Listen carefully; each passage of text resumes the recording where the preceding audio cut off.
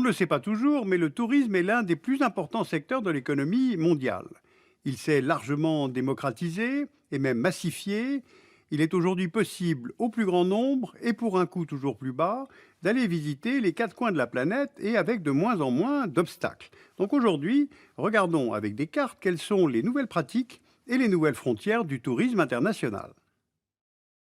Selon l'Organisation mondiale du tourisme, on comptait en 1950 25 millions de touristes, ou plutôt d'arrivées de touristes internationaux, puisque c'est ainsi qu'est calculée l'affluence touristique dans la plupart des exemples que nous allons vous présenter. Et depuis, le tourisme international a été multiplié par 50 pour atteindre 1,2 milliard d'arrivées en 2015 et une forte augmentation qui s'explique notamment par plusieurs facteurs.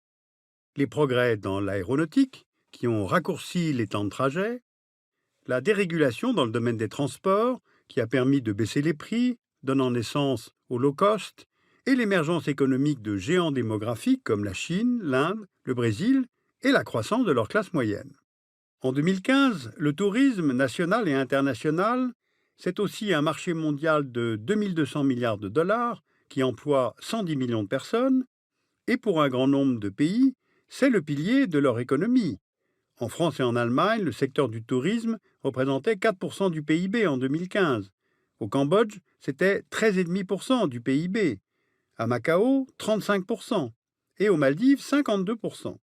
Alors c'est une manne financière qui entraîne une compétition entre les États pour accueillir ces visiteurs étrangers. Il existe évidemment une très grande inégalité entre les pays.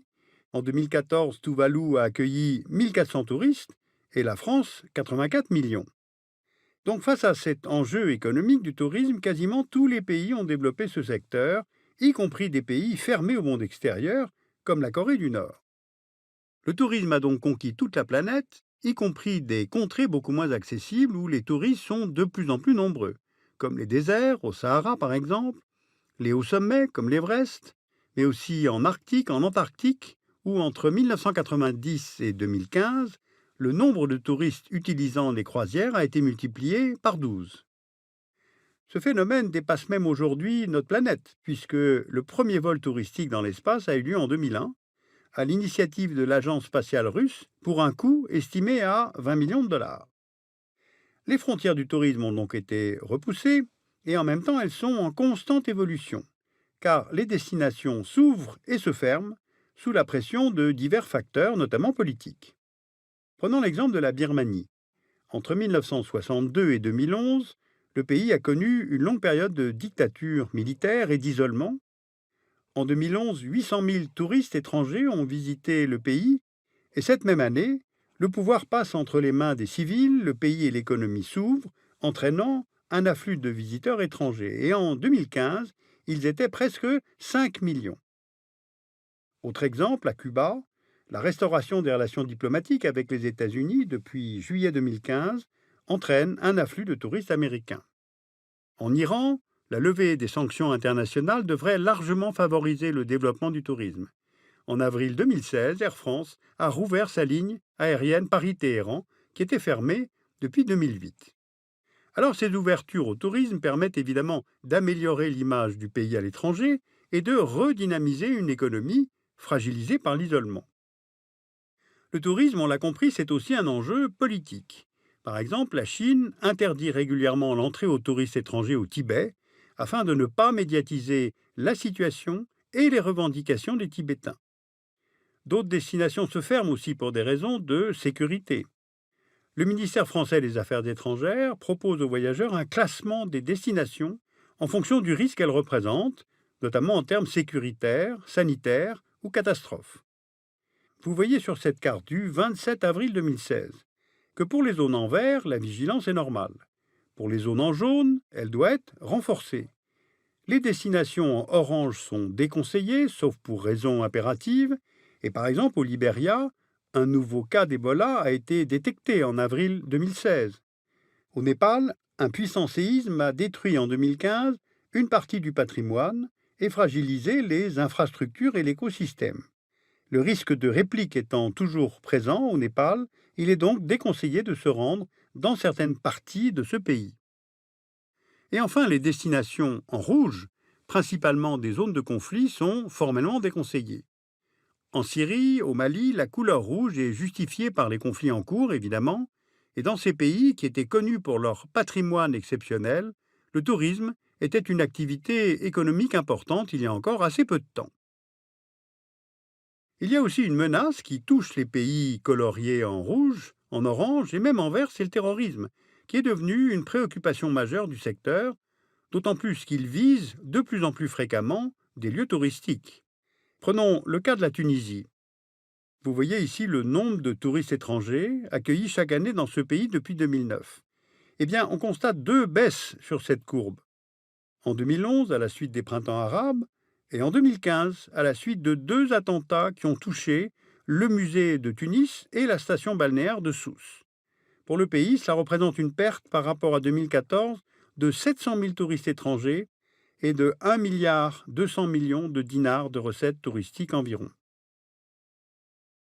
Alors à la suite de tels attentats, les voyageurs se tournent vers d'autres destinations jugées plus sûres, l'Italie, l'Espagne, le Portugal, et donc on le comprend, la menace terroriste rebat les cartes du tourisme. Il y a aussi un autre facteur de bouleversement qui est plus durable, celui-là, c'est le changement climatique. En 2008, la Deutsche Bank Research a étudié l'impact que le changement climatique aurait sur le tourisme dans plusieurs pays. Voici ceux où l'impact est négatif, du fait notamment de la hausse du niveau des mers et des océans, comme aux Maldives, du réchauffement, la désertification, comme au sud de la Méditerranée, où l'extrême chaleur va dissuader les touristes, de la dégradation de la faune et de la flore qui touchera la grande barrière de corail en Australie, ou encore de la fonte des glaciers et de la neige, comme en Europe centrale. Et à l'inverse, selon Deutsche Bank, le changement climatique aura un impact positif sur l'industrie touristique dans les pays du Nord, du fait de la hausse des températures. Par exemple, en Arctique, où le réchauffement peut permettre l'ouverture de nouvelles routes maritimes pour les bateaux de croisière.